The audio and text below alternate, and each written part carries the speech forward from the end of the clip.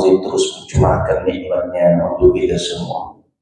Maka selayaknya nikmat-nikmat tersebut untuk kita syukuri. Kita nggak bisa menghitung nikmat Allah. Nikmat Allah sangat banyak. Mulai dari kita lahir ke dunia ini sampai detik ini, berapa banyak yang Allah berikan kepada kita. Makanya Allah mengatakan, wa in ta'uddu ni'matallahi la tuhsuha. Jika kalian menghitung-hitung nikmat Allah, niscaya kalian tidak akan mampu. Saking banyaknya nikmat yang Allah berikan. Jangankan sejak kita lahir ke dunia, sejak tadi pagi kita bangun tidur sampai sekarang ada berapa nikmat yang Allah berikan. Gak mampu kita menghitungnya. Maka sebagai hamba Allah kita wajib untuk selalu mensyukuri nikmat-nikmat tersebut dengan cara melaksanakan ketaatan kita kepada Allah Subhanahu wa taala dan menjauhi larangan-larangannya.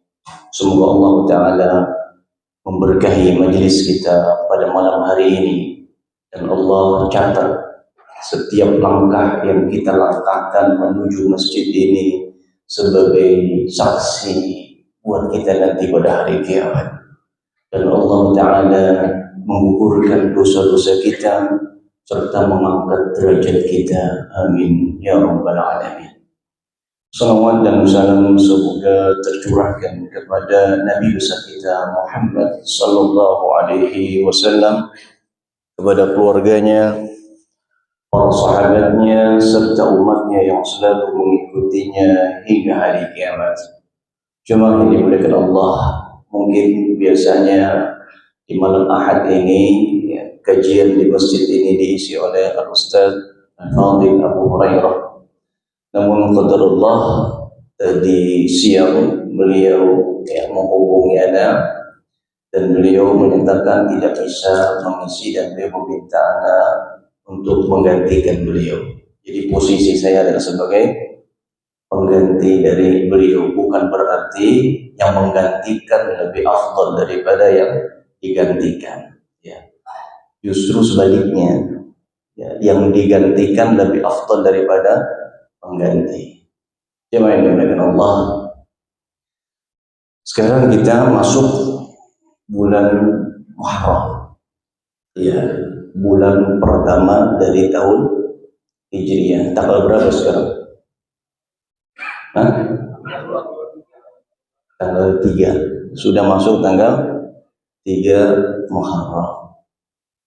Bulan Muharram adalah salah satu dari bulan-bulan haram. Salah satu dari bulan-bulan haram. Bulan haram di dalam Islam ada 4. Siapa yang hafal? Allah. Ada dapat hadiah banyak. Mana pengurus ini? Pak Doni, mana Pak Doni?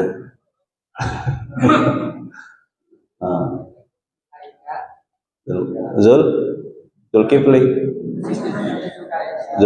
Dzulqa'dah, Dzulhijjah, Muharram, dan Rajab. Masya Allah, barakallah. Imam Ibn Rajab menyinggung di dalam kitabnya Lataiful Ma'arif. Kalau kita perhatikan di dalam bulan Hijriah, Allah membuka dengan bulan haram dan menutup dengan bulan haram. Allah membuka bulan Hijriah ini dengan bulan haram, yaitu Muharram. Dan Allah tutup dengan bulan haram juga, itu apa? Dzulhijjah. Ya. Pertama bulan apa? Muharram. Kedua Safar. Kedua apa? Safar. Rajab apa Safar? Muharram. Bulan Hijriah. Bulan Hijriah ada 12 bulan. Ya. Allah sebutkan di dalam Al-Quran surat At-Taubah ayat 36, kata Allah, inna iddatash syuhuri 'indallahi 12 syahran fi kitabillahi yawma khalaqas samawati wal ardh minha arba'atun hurum.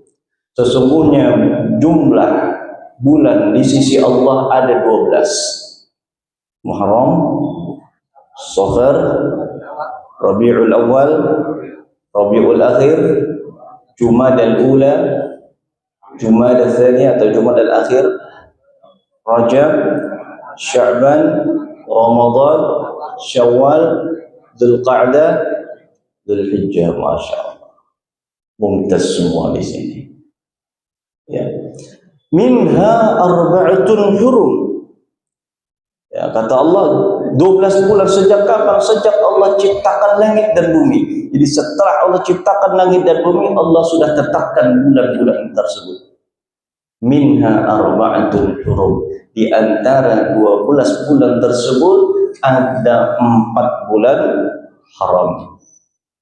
Ya, Muharram, Rajab, Dzulqa'dah dan Dzulhijjah. Ya. Sekarang berarti kita berada di bulan haram. Jadi sudah 3 bulan kita, sudah 2 bulan kita lewatin Dzulqa'dah, Dzulhijjah. Sekarang kita ada di bulan haram, bulan Muharram. Kenapa disebut dengan bulan haram? Kenapa disebut dengan bulan haram? Ada yang tahu? Ya? Ya, bulan haram disebut haram karena diharamkan padanya berperang. Dan bukan hanya berperang, melakukan kezaliman. Kezaliman kan di bulan apapun diharamkan. Kenapa? Disebutkan oleh Allah, fala tadlimu fihinna anfusakum. Maka janganlah kalian menzolimi diri-diri kalian pada bulan-bulan tersebut, yaitu bulan haram.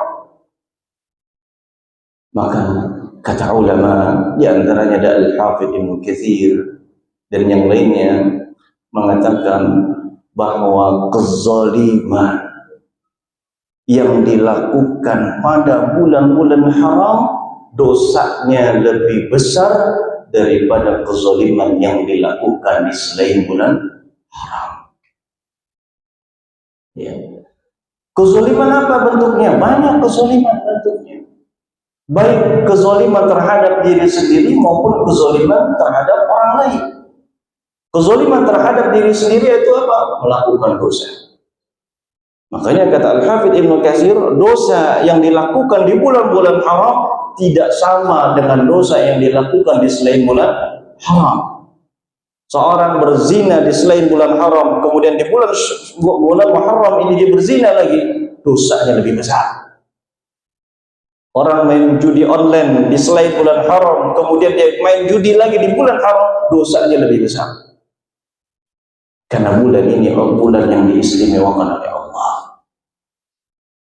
Ya, bulan haram ini bulan yang diistimewakan oleh Allah Subhanahu wa taala.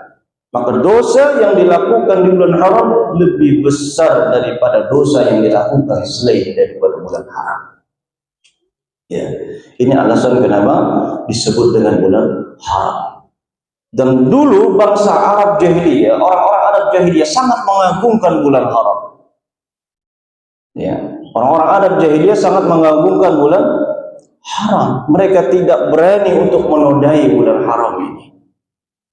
Ya, maka mereka menahan diri untuk melakukan peperangan di bulan haram. Karena ya mereka tahu akan keagungan daripada bulan haram. Jemaah dimuliakan Allah Subhanahu wa taala. Ya, ini terkait dengan penamaan ya bulan haram. Karena haram padanya melakukan peperangan dan kezaliman. Ya, kezaliman yang dilakukan pada bulan tersebut maka dosanya lebih besar ketimbang kezaliman yang dilakukan di selain bulan haram. Cuma yang dimuliakan Allah Subhanahu wa taala. Bulan ini, bulan haram ini punya keistimewaan. Ya. Bulan haram ini bulan yang istimewa. Terkadang kita lupa. Fokus kita bulan istimewa hanya Ramadan saja. Sehingga subhanallah, masjid-masjid penuh di bulan Ramadan. Alhamdulillah. Ya. Dosa tidak dilakukan di bulan Ramadan. Alhamdulillah. Tapi kita jangan lengah, ya, jangan lalai bahwa bulan Muharram juga adalah bulan yang diistimewakan oleh Allah Subhanahu wa taala. Ya. Bulan Muharram adalah bulan yang diistimewakan oleh Allah Subhanahu wa taala. Oleh karena para ulama berbeda pendapat. Para ulama berbeda pendapat dengan pendapat yang banyak. Ya. Di mana mereka berselisih mana yang lebih utama dari bulan-bulan haram tersebut. Apakah Dzulqa'dah ataukah Dzulhijjah ataukah Muharram ataukah Rajab? Mereka berselisih pendapat. Dan pendapat yang banyak dipegang oleh para ulama ada dua. Yang pertama adalah, ya, para ulama berpendapat bahwa yang paling utama dari bulan haram adalah bulan Dzulhijjah. Ya. Kenapa? Karena di bulan Dzulhijjah terkumpul padanya ritual-ritual ibadah besar, haji, kurban, puasa, ada hari Arafah. Ya, maka mereka berdasarkan, ya, keutamaan, ya, daripada bulan Dzulhijjah dan disebabkan karena terkumpulnya ritual-ritual ibadah besar, mereka berpendapat Dzulhijjah yang lebih utama. Kemudian pendapat lain mengatakan yang lebih utama dari bulan haram adalah bulan Muharram itu. Yang lebih utama dari bulan haram adalah bulan Muharram. Apa alasannya? Karena bulan Muharram disebutkan oleh Nabi Sallallahu Alaihi Wasallam sebagai Syahrullah, bulannya Allah, diidhofahkan kepada Rabbul Alamin. Dan sesuatu yang diidhofahkan kepada Rabbul Alamin, maka ini menunjukkan memiliki keutamaan besar. Ya, Nabi mengatakan afdalu siyami ba'da Ramadan siyamu syahrillahil muharram. Seafdal puasa, seutama-utama puasa setelah bulan Ramadan adalah berpuasa di bulan Muharram. Bulan Allah Muharram. Nabi sebut Syahrullah, bulannya Allah. Nabi tidak pernah menyebutkan bulan-bulan yang lain dengan menyebut Syahrullah kecuali bulan Muharram. Ramadan disebut bulan apa? Syahrul Quran. Syahrul Quran. Syahrul Mubarak. Tapi ketika Nabi SAW menyebutkan bulan Muharram, beliau mengatakan Syahrullah, bulannya Allah.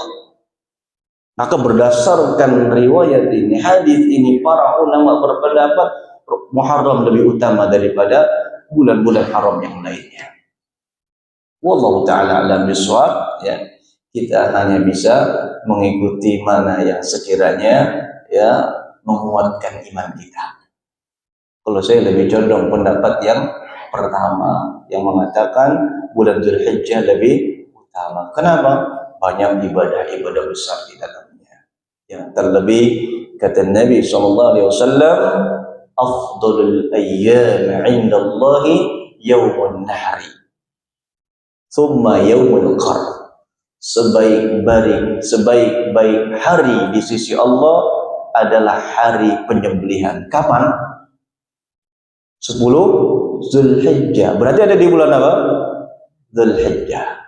Berarti ada di bulan Dzulhijjah. Nabi mengatakan sebaik-baik, seutama-utama hari di sisi Allah. Berarti ada di bulan Dzulhijjah. Wallahu ta'ala. Ya, kalau jemaah mau berbeda pendapat silakan. Ya, al-amru wasi'. Perkaranya luas. Ya, tidak sampai mengeluarkan seorang dari ahli sunnah. Hal yang berbeda hal yang biasa. Jemaah yang dimuliakan Allah Subhanahu wa taala, para ulama berbeda pendapat. Ya, dan sebagian mereka berpendapat tadi Muharram lebih utama. Karena Nabi mengidhofahkan nama bulan Muharram kepada Allah, Syahrullah. Ya, itu alasannya. Jemaah yang dimuliakan Allah, oleh karenanya, ya, Rasulullah Shallallahu Alaihi Wasallam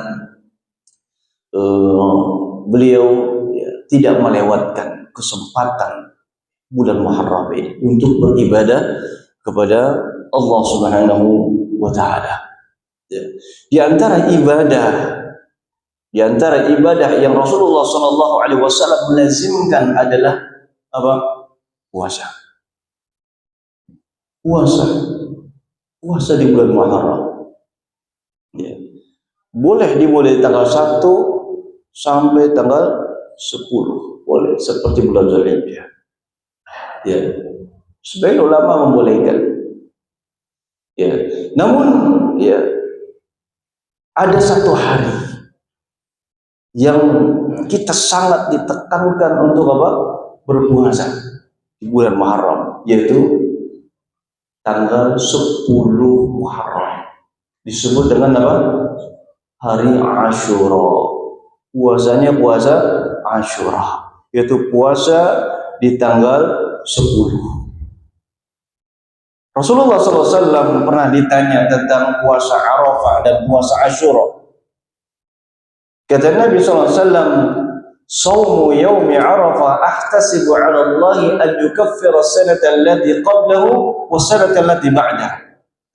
Wa shaumu Ashura yukaffiru ya sanata allati qablahu kama qala sallallahu alaihi wasallam."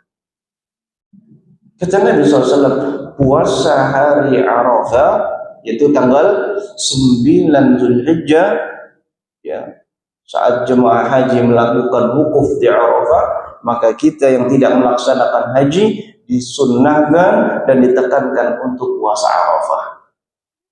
Puasa pada hari Arafah menghapuskan atau menggugurkan dosa setahun yang lalu dan setahun yang akan datang. Jadi berapa tahun? 2 tahun. Kemarin puasa. Alhamdulillah. Berarti udah aman sekarang. Berarti udah diampunin semua dosanya. Kita nggak tahu. Jangan merasa aman dari ibadah kita, dari amal kita. Seorang mukmin itu ya dalam ibadahnya ada dua, punya dua sifat, harap dan cemas. Berharap apa? Berharap ibadahnya diterima oleh Allah. Cemas, khawatir kalau ibadahnya tidak diterima oleh Allah. Ya, jadi konsep ibadah seorang mukmin itu adalah H2C. H2C, harap-harap, cemas. Ya, inilah sifatnya para nabi, sifatnya para sahabat, orang-orang soleh. Ya.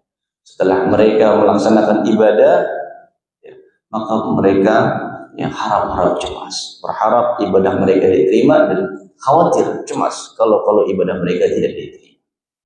Baik, ya nanti akan dijelaskan insyaallah. Ya, kata Nabi SAW, puasa hari Arafah menghapuskan dosa setahun yang lalu dan setahun yang akan datang. Dan puasa Ashura menghapuskan dosa yang setahun yang lalu. Ya, gimana tuh kolaborasinya antara puasa Ashura dengan puasa Arafah? Kalau kita puasa Ashura, ini ada orang nih Pak bilang, udahlah ngapain puasa Ashura, kan kemarin udah diampuni dosa kita. Ya, kan kemarin udah dapat keutamaan puasa Arafah. Ini orang tidak punya konsep H2C. Dia merasa aman. Dia pikir puasanya diterima oleh Allah. Yakin, pede. Seorang mukmin nggak boleh pede dengan amalnya. Ya, seorang mukmin nggak boleh pede dengan amalnya. Makanya Nabi SAW menghimbau lagi untuk puasa. Rasulullah SAW saja puasa, padahal dosa beliau sudah diampuni. Sepakat tidak? Ya, dosa Nabi diampuni oleh Allah. Nabi terbebas dari dosa. Nabi maksum. Tapi beliau masih puasa.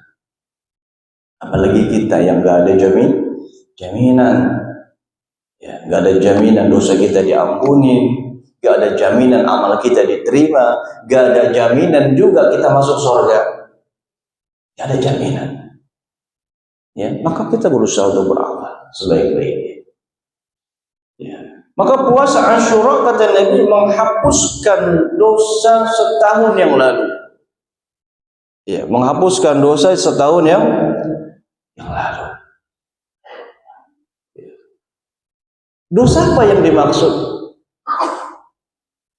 Ulama mengatakan di antara ada Imam An-Nawawi dalam kitab Al-Majmu', Syarh Al-Muhadzam, dan juga dalam kitab Al-Minhaj, belum menjelaskan bahwa, dan juga Al-Hafidz Ibnu Katsir rahimahullah dalam tafsirnya menyebutkan bahwa dosa yang dapat dihapuskan dengan amal saleh, dengan kebaikan adalah dosa-dosa kecil.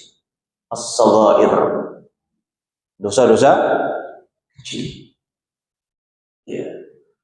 Adapun dosa besar, Imam Nawawi berpendapat ya bisa. Kalau memang dosanya sudah habis kata Imam Nawawi, ada kemungkinan dia menjadi apa? Penambal dari diampuni dosa-dosa besarnya. Ini pendapat Imam Nawawi dalam Al-Majmu' Syarh Al-Muhadzab.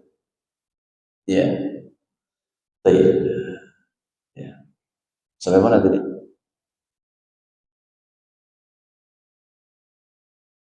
La ilaha illallah. Nah, jadi yang diampuni adalah dosa-dosa kecil. Ulama sepakat. Tidak ada khilaf di kalangan ulama bahwa yang bisa digugurkan dengan amalan-amalan tersebut adalah dosa-dosa kecil. Sama seperti kita duduk tadi sholat maghrib. Ya, kita duduk menunggu waktu isya. Antara satu sholat ke sholat yang berikutnya ada pengguguran dosa kata Nabi. Ada pengguguran dosa. Itu dosa kecil. Satu Jumat ke Jumat berikutnya ada pengguguran dosa. Satu Ramadan ke Ramadan berikutnya ada pengguguran dosa. Satu umrah ke umrah berikutnya ada pengguguran dosa. Digugurkan dosa-dosanya dengan syarat apa? Menjauhi dosa-dosa besar. Nah, berarti yang diampuni, yang digugurkan adalah dosa-dosa kecilnya. Apa sih dosa besar itu? Ya, kalau nggak keberatan, ya Bapak bisa ikut kajian kitab Al-Kabair. Ya, saya punya kajian Al-Kabair di Al-Bila baru mulai. Saya sebutkan di antara para ulama menyebutkan di antara dosa itu dikategorikan sebagai dosa besar adalah apa? Adanya ancaman dengan azab atau laknat. Ya, orang yang melakukan satu perbuatan. Ya, contohnya apa? Membunuh. Membunuh hukumnya loh dosa besar. Adanya ancaman laknat dari Allah dalam Al-Quran. Man qatala mu'minan muta'ammidan fajaza'uhu jahannam khalidan fiha wa ghadiballahu alaihi wa la'anahu wa a'adda lahu 'adzaban 'azima. Ya, barang siapa yang membunuh seorang mukmin dengan sengaja, ya, maka balasan adalah jahannam. Berarti membunuh adalah dosa besar, bukan dosa kecil. Ya, kemudian zina, ya, berzina. Adanya nas dalam Al-Quran hukuman bagi pezina. Apa hukumannya? Adanya hukuman had di dunia. Apa hadnya bagi ya yang belum pernah menikah? Al-bikru bil bikri, ya, jildul mi'ata marrah wa tadribu sanah. Ya. Hukumannya adalah bagi orang yang laki-laki yang belum pernah menikah berzina dengan wanita yang belum pernah menikah, maka hukumannya adalah dicambuk sebanyak 100 kali dan diasingkan selama setahun. Ya. Bagi orang yang pernah menikah, muhsan namanya, orang pernah menikah kemudian dia berzina, maka hukum hadnya adalah dirajam, disambitin pakai batu sampai mati. Ini hukumannya. Hukum had. Adanya hukum had. Ya. Kalau tidak ditegakkan hukum had dan dia tidak bertobat kepada Allah, maka dia diancam dengan apa?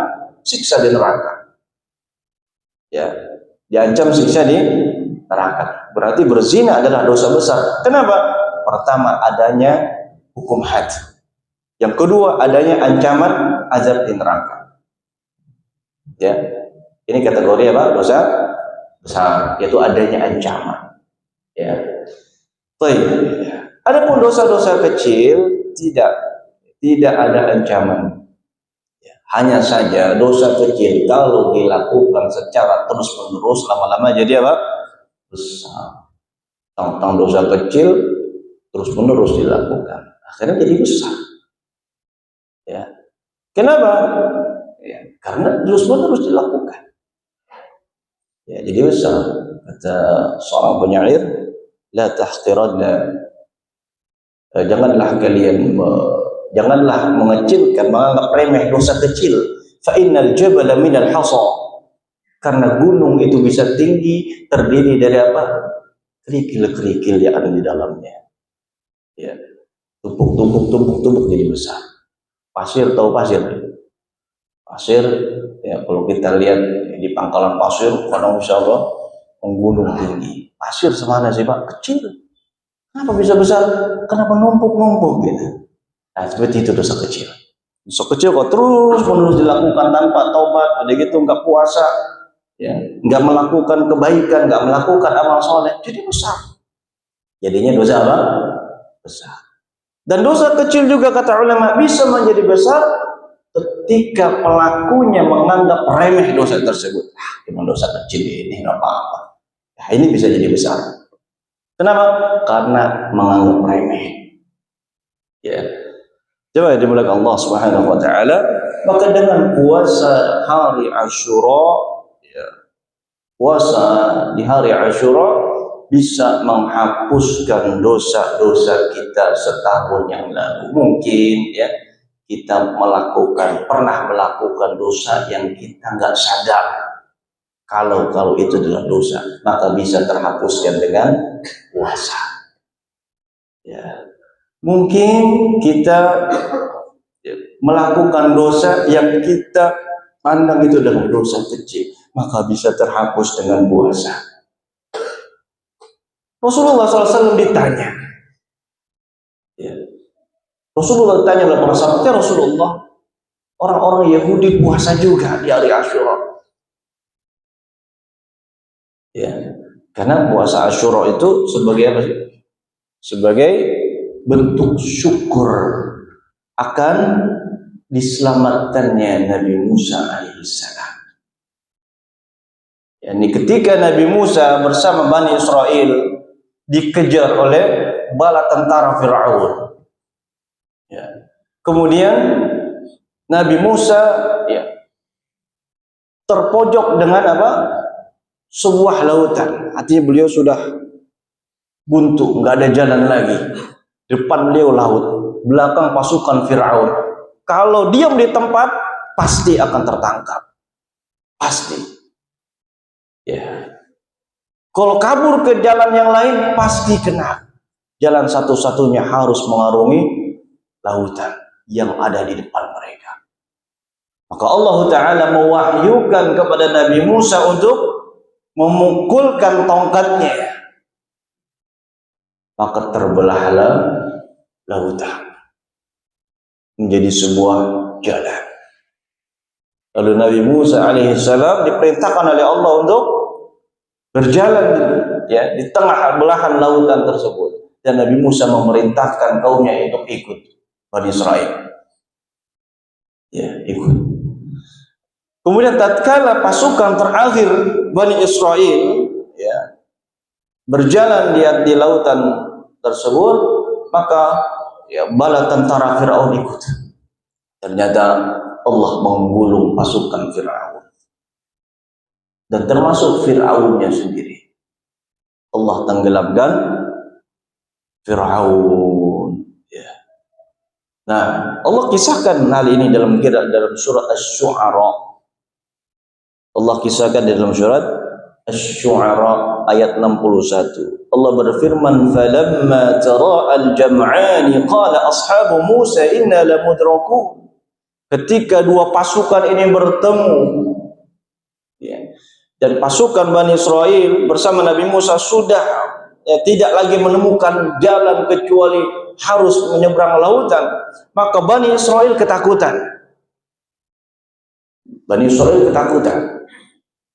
Kata mereka, "Ya Musa, inna lamudrakun." Kita pasti ketangkep, wahai Musa. Belakang kita Fir'aun dan bala tentaranya. Pasti kita ketangkep. Ya. Maka Nabi Musa alaihi salatu wassalam menenangkan mereka. Kata Nabi Musa, "Kalla." Tidak akan. "Inna ma'i rabbi sayahdin." Sesungguhnya bersamaku ada Tuhanku Allah Rabbul Alamin yang akan memberikan petunjuk kepada kita. Ini keyakinan yang kuat dari Nabi Musa alaihissalam. Maka Allah wahyukan Nabi Musa untuk memungkulkan tongkatnya ke arah lautan. Fafalaqal bahru wa sara lahum 12 tariqan fil bahr. Maka terbukalah lautan tersebut menjadi 12 jalan. Ini mukjizat namanya. Namanya apa? Mukjizat. Kalau kita coba-coba nyebrangin Ancol nggak bakal bisa sekarang. Ya, ini mukjizat yang Allah berikan kepada para nabi. Nah, maka Bani Israel pun selamat. Ya, Bani Israel selamat. Adapun Fir'aun dan bala tentaranya tenggelam. Karena begitu mereka lewat, Allah langsung menutup lautan, menutup lagi, sehingga mereka tenggelam. Ya, termasuk Fir'aun dan ya Fir'aun, jasadnya sampai hari ini masih utuh untuk dijadikan pelajaran. Allah sebutkan untuk dijadikan pelajaran oleh orang-orang setelahnya. Jasad Fir'aun tidak diterima oleh bumi. Ya. Nah, jemaah dimuliakan Allah Subhanahu wa taala. Maka setelah Nabi Musa alaihissalam dan pasukannya bersama Bani Israel selamat, maka Nabi Musa bersyukur kepada Allah taala, dan di antara bentuk syukur daripada Nabi Musa adalah beliau berpuasa pada hari tersebut. Ya, di tanggal 10 Muharram puasa. Dan Rasulullah SAW pun puasa. Ya, kan Rasulullah SAW meneladani Nabi Musa. Puasa Nabi. Ya, di hari Asyura. Maka para sahabat bertanya kepada Nabi, "Ya Rasulullah, mereka orang-orang Yahudi juga puasa di tanggal 10. Ya, mereka orang-orang Yahudi berpuasa di tanggal 10. Innahum yasumuna hadzal yaum. Sesungguhnya mereka berpuasa hari ini. Maka Nabi SAW mengatakan, "Nahnu ahaqqu wa aula bi Musa minkum." Kita lebih berhak dan lebih utama untuk meneladani Musa daripada mereka. Ya. Maka Nabi SAW memerintahkan untuk puasa aja, nggak apa-apa, walaupun orang Yahudi puasa. Dan Nabi mengatakan, "La'in ishtu fil qabili lasumtu at-tasi'." Seandainya aku masih hidup di tahun depan, niscaya aku akan berpuasa di tanggal 9. Itu tanggal apa? Puasa Tasu'a 9, 10. Tanggal puasa tanggal 9 adalah sebagai bentuk menyelisihi orang-orang Yahudi, karena mereka hanya puasa di tanggal 10 saja. Adapun kita orang beriman disunnahkan, dianjurkan untuk berpuasa sebelumnya, itu tanggal 9, dalam rangka menyelisihi orang Yahudi. Kita nggak boleh sama dengan mereka. Ya, sampai para ulama, Masya Allah, para ulama mengatakan, ya, kita harus menyelisihi Yahudi dalam segala hal. Ya, kecuali dalam perkara-perkara yang memang sudah ditetapkan dalam syariat. Seperti misalkan Nabi SAW perintahkan untuk memelihara jenggot bagi laki-laki. Kalau ada orang Yahudi memelihara jenggot, ya jangan berarti kita potong, karena ada perintah Nabi, sudah qat'i, sudah apa? Sudah valid. Ya. Dalam hal-hal keseharian, contoh kata ulama, di antara bentuk Yahudi, orang Yahudi kalau menyapa dari jauh, mereka hanya mengangkat tangan saja tanpa salam. Maka kita selisih Yahudi. Bagaimana caranya? Kita ucapin salam. Assalamualaikum. Jangan gini doang. Ini kata ulama kebiasaan Yahudi. Ada salam. Assalamualaikum. Assalamualaikum. Jadi di antara ya bentuk menyelisihi orang Yahudi.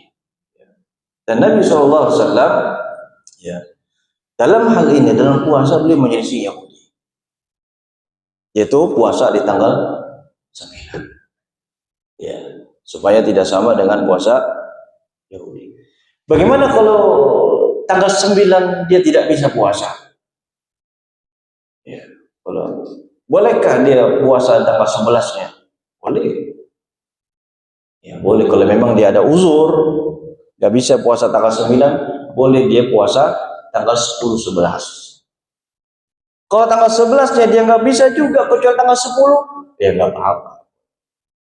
Fattaqullaha mastata'tum, bertakwalah kepada Allah semampu kalian. Kalau tanggal 10 nggak bisa juga, innalillahi wa inna ilaihi raji'un.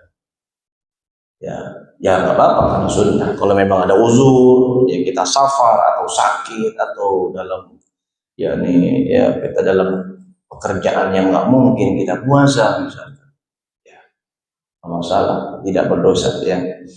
Nah ini hanya sunnah saja. Dulu puasa Asyura sempat diwajibkan. Puasa Asyura dulu sempat diwajibkan di awal-awal Nabi hijrah ke Madinah. Diwajibkan di tahun pertama. Ya ada khilaf ulama. Sebagian mengatakan berakhir puasa wajib Asyura di tahun kedua Hijriah. Setelah masuk tahun kedua sudah tidak lagi diwajibkan, dan Allah menggantikan puasa yang wajib yaitu bulan Ramadan pada tahun kedua Hijriah. Jadi puasa Ramadan diwajibkan tahun berapa Pak? Tahun 2 Hijriah. Ya, jemaah Allah Subhanahu wa taala. Ini puasa, jangan sampai kita lewati. Dan Nabi mengatakan dalam hadis tadi, ya, afdhalus siyami ba'da Ramadan siyamu syahrillahil muharram. Sebaik-baik puasa setelah bulan Ramadan adalah puasa di bulan Allah, yaitu bulan Muharram. Jangan sampai kita lewatin. Sayang, ya, ada keutamaan besar untuk kita ya dapat meraih ampunan dari Allah Subhanahu wa taala. Bisa kita niatin dari sekarang. Ya, saya akan puasa nanti tanggal 10. Kalaupun tidak ya bisa menjalankannya karena uzur, maka kita telah mendapatkan niat baik. Nabi SAW bersabda, "Man hamma bihasanatin falam ya'malha, katabaha Allahu 'indahu hasanatan kamilah." Barang siapa yang memiliki keinginan kuat untuk melakukan kebaikan, namun dia tidak bisa melakukannya, maka Allah telah tetapkan untuk dia satu pahala kebaikan. Wa man hamma biha fa'amilaha katabaha Allahu 'indahu 'ashra hasanatin ila 700 dhifin ila ad'afin katsirah. Dan jika dia melakukannya, dia niatkan kebaikan, kemudian sampai dia lakukan kebaikan tersebut, maka Allah memberikan kepada dia 10 pahala kebaikan sampai 700 kali lipat. Bahkan sampai kata Nabi, ad'afin katsirah, sampai berlipat ganda yang banyak. Ya, kalau dia lakukan. Jadi minimal Allah catat buat dia 10 pahala kebaikan. Itu minimal.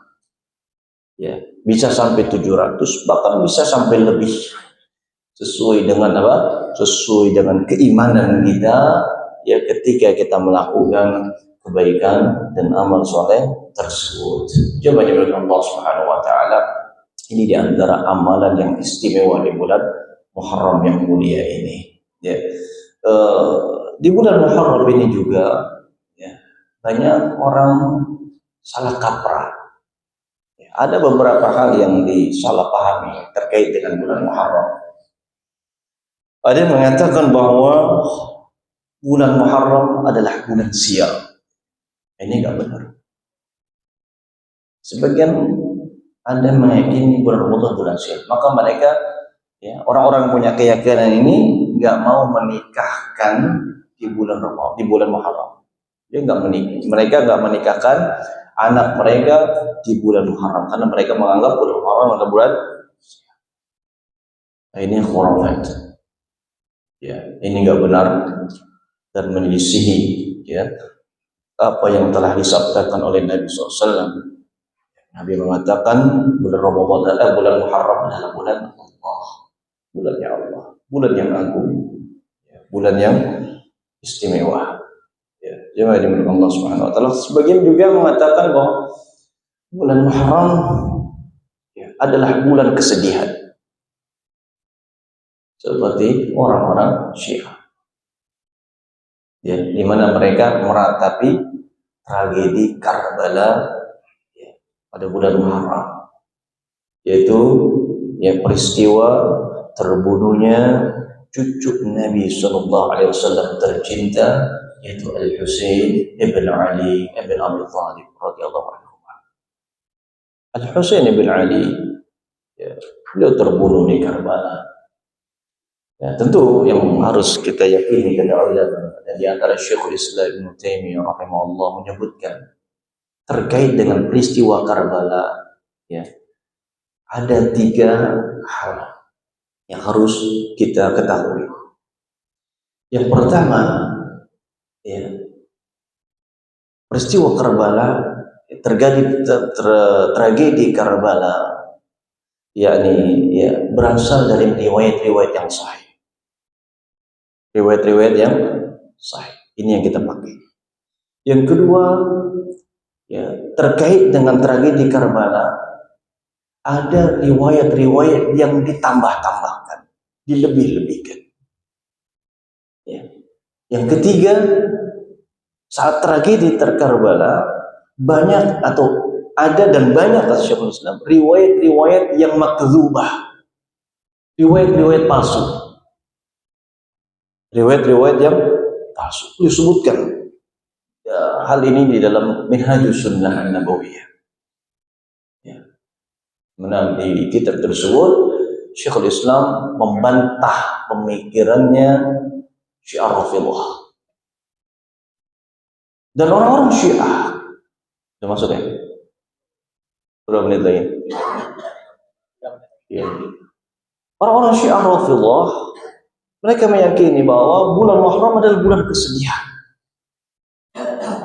Karena di bulan ini cucu Nabi tercinta meninggal dunia, dibunuh secara terzolimi oleh Yazid bin Muawiyah.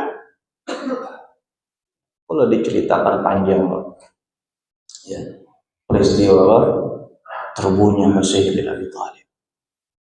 Alhasil Husain bin Ali bin Abi Thalib ya, terbunuh dalam keadaan terzolimi.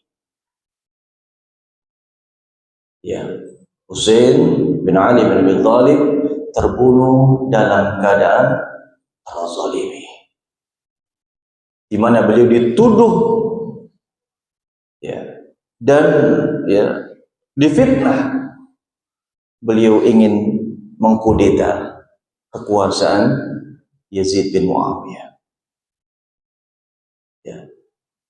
Dan riwayat-riwayat terkait ini sahih. Oleh karena sebagian ulama ya, memberikan perhatian khusus terkait tragedi Karbala supaya kita jangan sampai salah paham kisah yang sebenarnya terjadi. Husain bin Ali bin Abi Thalib terbunuh dasar karena apa?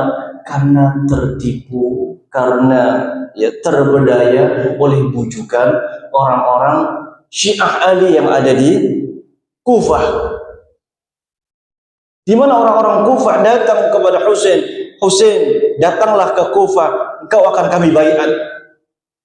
Kau akan kami baiat. Hal ini terdengar oleh Yazid bin Muawiyah. Ya tentu.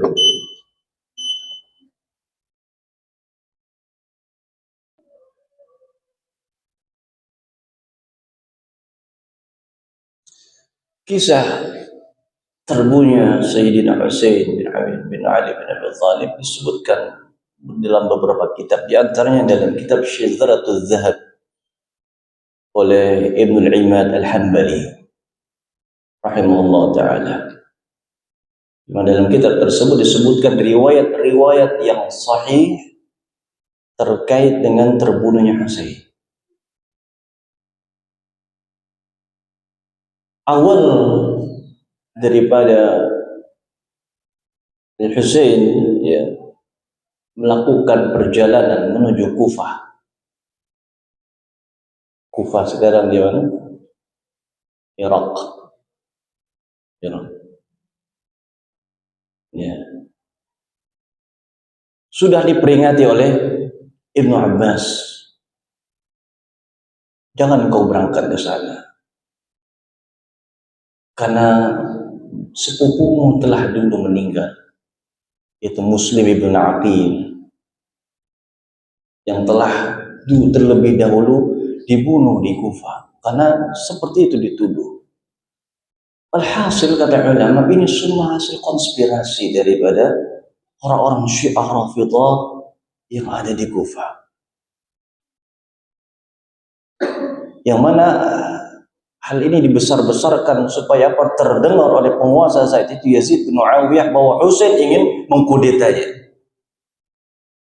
Maka mendengar hal ini marah Yazid bin Muawiyah. Yazid bin Muawiyah marah. Ya. Hingga akhirnya dia mengirimkan pasukan. Ya. Lalu Husain pun berangkat. Husain berangkat menuju Kufah. Hingga di Karbala lah terjadi pertumpahan darah. Di sana beliau terbunuh secara zalim oleh pasukan Yazid bin Muawiyah. Ya. Anda mau kasih PR, siapa nama pembunuhnya? Siapa yang tahu? Ya. Nama pembunuh Husain siapa? Ya, yang tahu dan tidak kasih hadiah. Tapi hasil Husain terbunuh secara terzalimi. Setelah dibunuh, Yazid bin Muawiyah tidak menghukum pembunuh Husain. Ya, dibiarkan begitu saja. Makanya para ulama mengkritik tentang Yazid bin Muawiyah. Ya, karena sikapnya terhadap pembunuh cucu Nabi SAW yang seharusnya ditegakkan qisas, namun tidak dilakukan. Ya, yang mungkin ini sedikit, karena kalau kita ceritain panjang. Sehingga apa? Hari ini di hari Karbala, tarikh 10 Muharram, ya, diperingati oleh orang-orang Syiah sebagai hari kesedihan. Maka mereka membuat apa? Ritual Karbala. Ya, di Jakarta sudah ada bahkan banyak. Mereka sudah mulai berani apa? Mengadakan hari Karbala. Perayaan hari Karbala, mereka sakitin tubuh mereka dengan pisau, dengan pedang atau dengan batu sampai berdarah. Dalam rangka apa? Dalam rangka mengingat kesedihan Husain. Penderitaan mereka belum seberapa dibandingkan dengan penderitaan Husain, kata mereka. Ya, dalam rangka meradapi kematian Husain, mereka pun ikut memukul dan menyiksa diri mereka, dan ini adalah bid'ah munkarah kata ulama.